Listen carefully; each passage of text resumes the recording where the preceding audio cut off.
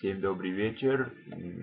Это учебная работа Юлии Яковкина, и я решил узнать, как работает Google Reader. Для начала я зарегистрировался здесь. Вот у нас расширите собакабк.ру. И вот наша главная страница, где я подписался на самые, на мой взгляд, нужные сайты, где мы можем найти ту или иную информацию, связанную со средствами массовой коммуникации.